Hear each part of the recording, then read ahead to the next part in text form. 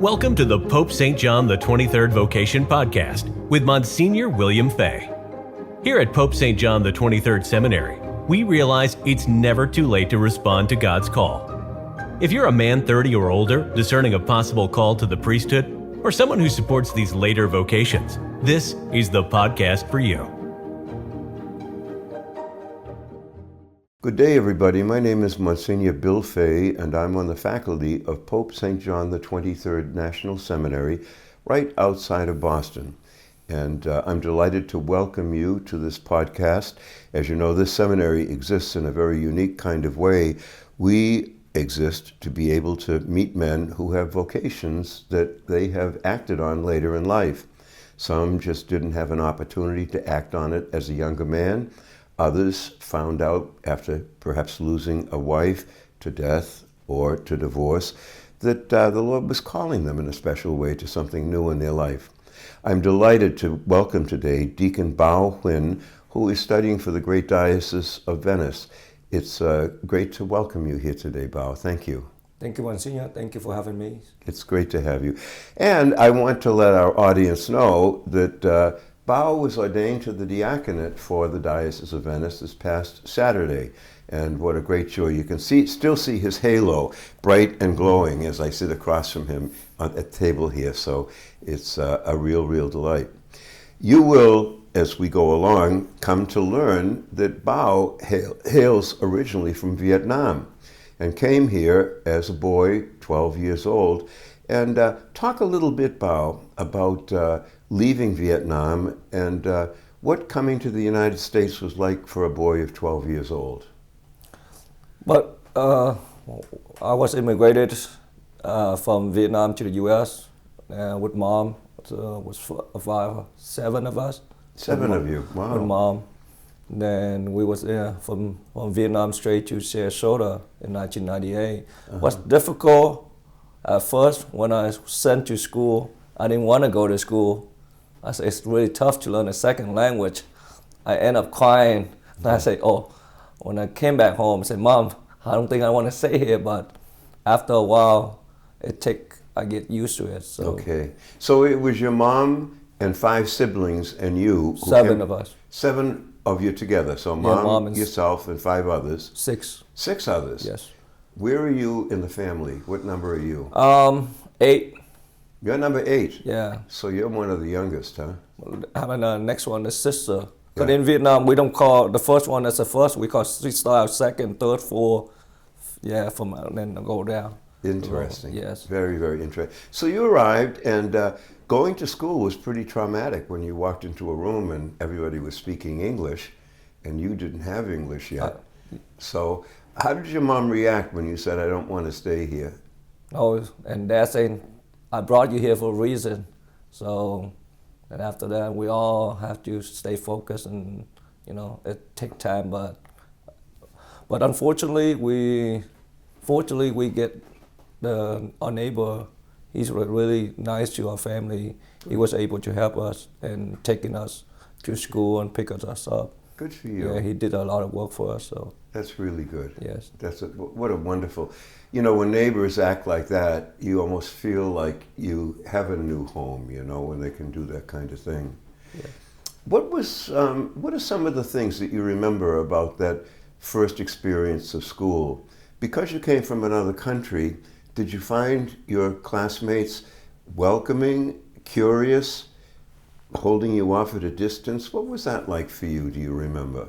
No, I think the first week of school, I get picked on so much because I was put into class because we all had to learn English. Yeah. There's Vietnamese people, the Hispanics, and other Haitian and other stuff. But I get picked on a lot because I was so nervous.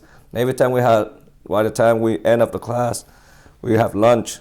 I'm always distant myself because I didn't know what to do. When at lunch, I was all by myself. Yeah. Say, should I do?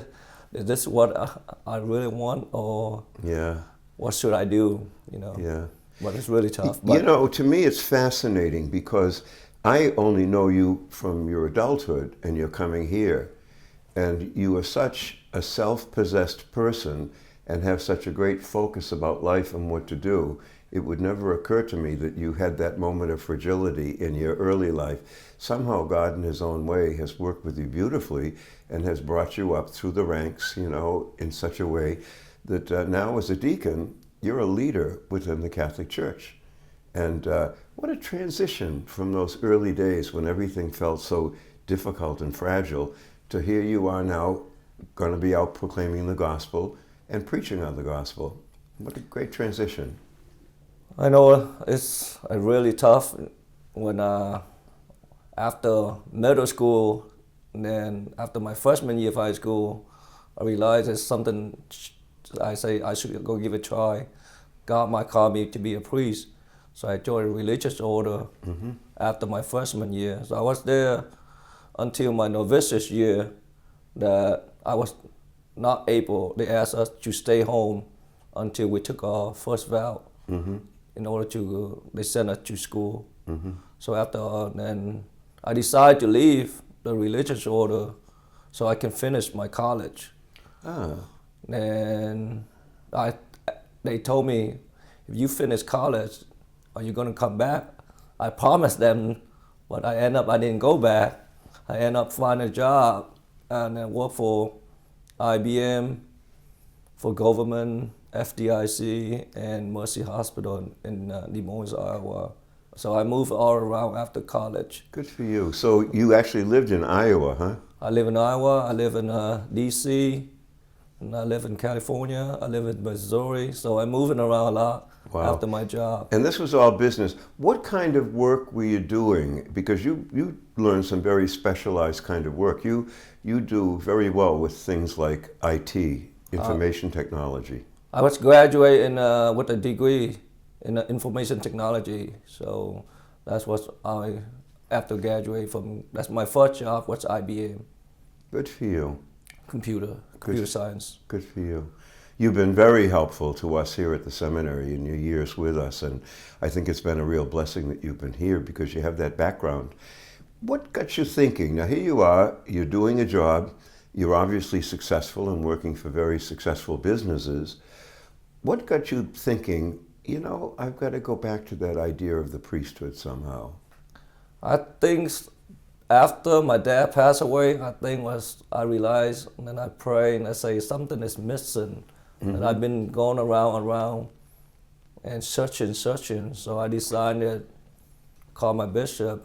I say, Bishop, I want to go back. He said, will you take me? And he asked me to stay at work for another year. And I say, if you hold me longer, I don't think I'm going to join. I think I might going to change my mind. But after a year, then everything was able to complete. At first, he was sending me down to St. Vincent de Paul. Then he say, oh, I give you another option. Which one you want to go? And all my family say, oh, you should go further. St. Vincent might be close to your house.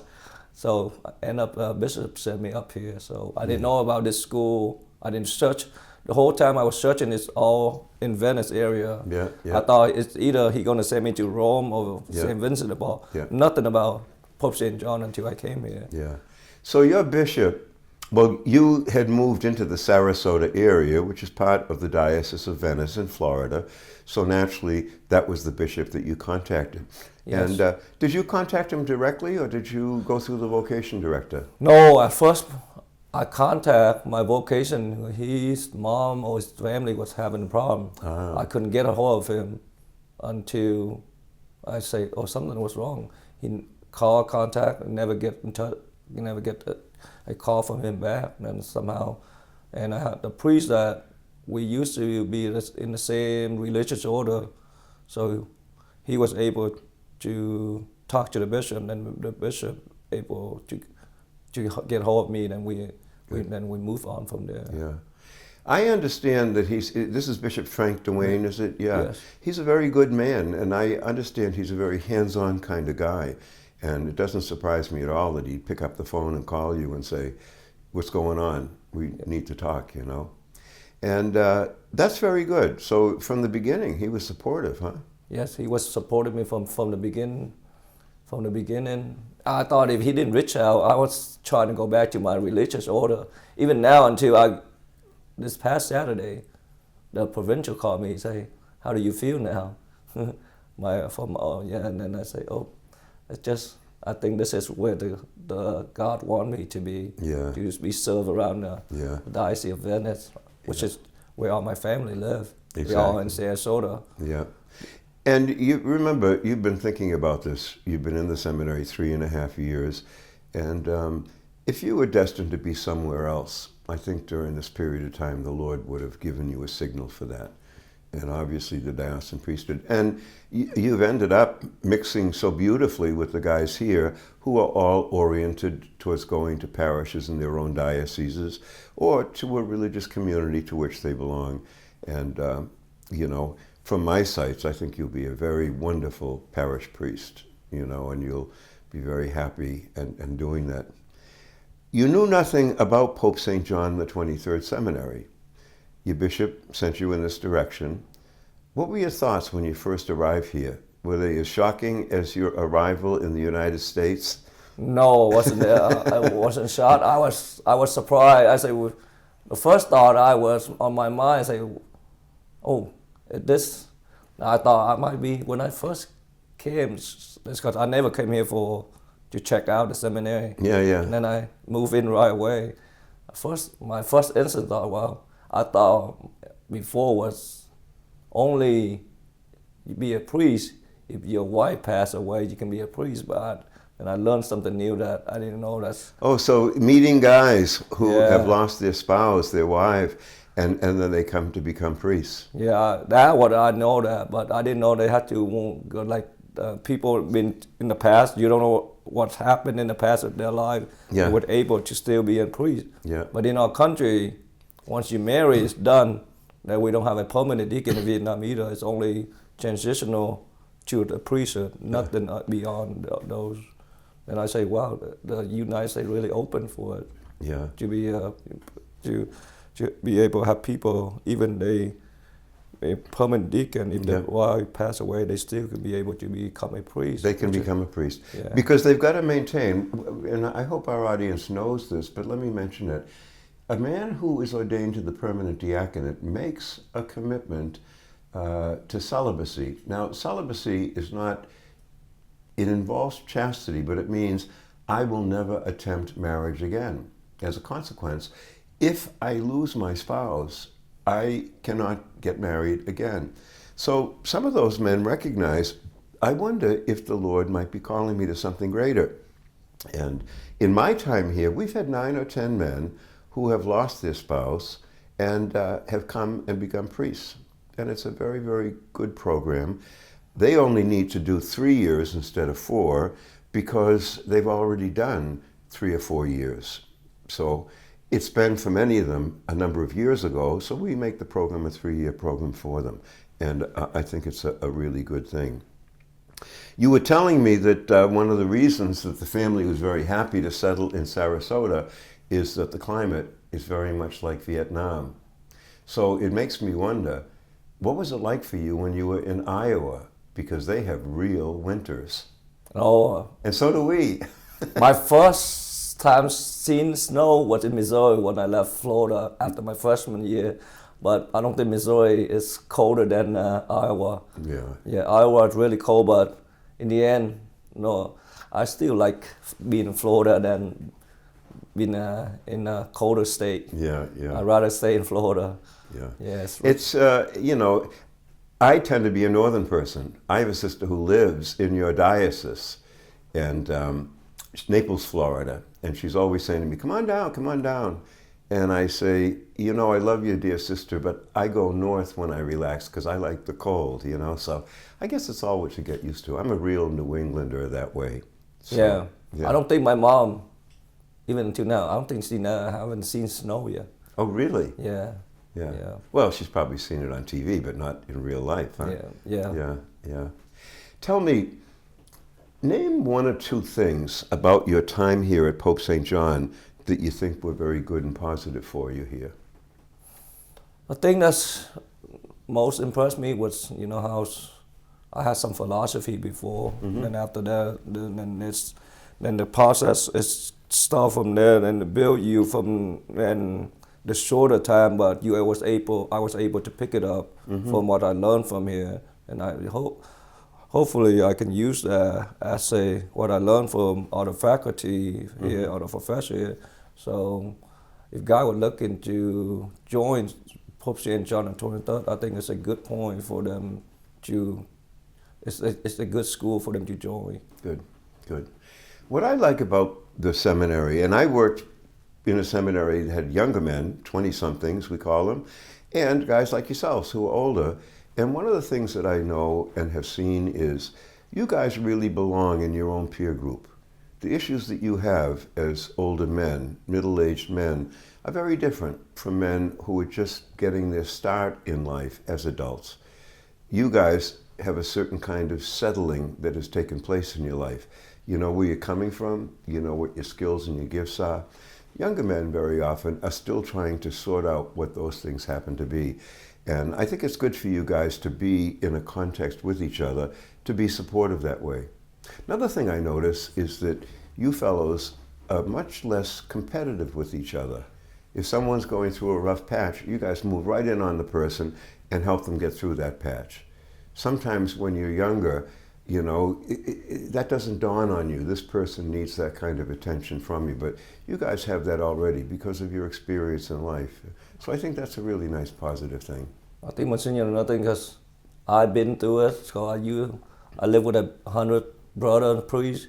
So from age 80 and low, the youngest was 15, 14 when I joined the community. Yep. So I get used to people. So then that's how I get along with everybody. Yeah. So for a younger guy, it takes time for them to get used to the older men when they're being around here, the seminary. Exactly. Because I get used to them right away because I know how people communicate, how to, when to say something, when not to say something about, when do I need to talk to them, when do I need not to talk to them, leave them alone, you know, boundaries. Yeah. Some of the older guys, they want space. Yeah. That's a younger guy, they don't get used to that. Yeah. It's just, when I look at myself and where I was in my 20s, you know, I can understand why it is people in their 20s tend to look and think like that. I think it's really good. Yeah. You're excited about, has Bishop Duane told you what your assignment's going to be this summer? I think he's on vacation now. Oh, is he? I don't think I will not know until probably the end of this month or beginning of next month. Good for you. So Good hopefully it's good. So he's been really good to me. So because he know that I have my mom with her dementia, so he put me around half an hour away from home, so I can be home with mom on my day off. That's nice. That's a good thing. Who lives with your mother now? My sister. You probably met her already. Okay. In DC, March for Life. She was. Oh yeah. Sister my sister is a nun.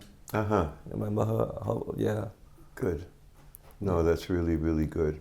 If you ran into a man, you know, in middle age, who say was never married, and said, "I just heard that you were ordained a priest. How did you end up getting to be a priest? You know, at your age." What would you say to him in terms of encouraging him? How do I encourage a new ordained priest? Like an older man who said, you know, when I was a kid, I was thinking about it, but I didn't know until I met you that you could become a priest a little older. What would you say to him? I would tell him, give it a try. There's a school in Boston. Why don't you just reach out to your vocation director, give it a try, or come and take a look at it and try a 3-day retreat, or we have a monthly 1-day retreat. Give it a come and take a look, see if the Lord call you. If the Lord's call you, and see if it's work out, then you might be a priest one day. But which is God can do everything to each of us, but we just have to be persevere and pray and look for the answer that He given us. Because sometimes God will not give us the answer directly, but it can go to you or other people, and that might be the answer right there. Good for you. Yeah, in other words, be open to what the Lord wants to be doing with you. And if you take a step, you'll all of a sudden discover the Lord has taken this step with me and He's helping me along, which is good. Yeah. Well, Deacon Bao, it's a real delight to have had this opportunity to chat with you today. And thank you for sharing so much of your background and, the kinds of different things that happen to you in life.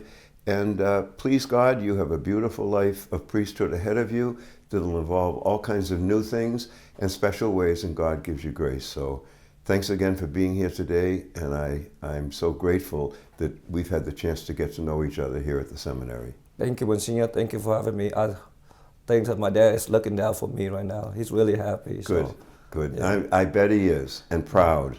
Yes. So that's good. Thanks to the audience. I'm so grateful to all of you who come to visit us. It's wonderful knowing of the prayerful support that you give us. These men deserve your prayers. And as I said to you so many times before, take the opportunity to encourage a man that you think would be a good priest, an older man, to do just that, to look into it and see what happens. As always, I want to give my special thanks to Jerry Usher, who is taping this and will do some editing with it, and to Rita Casey, who will make sure it gets published. May God be with you all. May God continue to bless you, and we'll look forward to being with you in our next podcast. Thank you for listening, and be sure to check out our website at www.psjs.edu. Remember, the first step to answering God's call is making the call. 781-899-5500.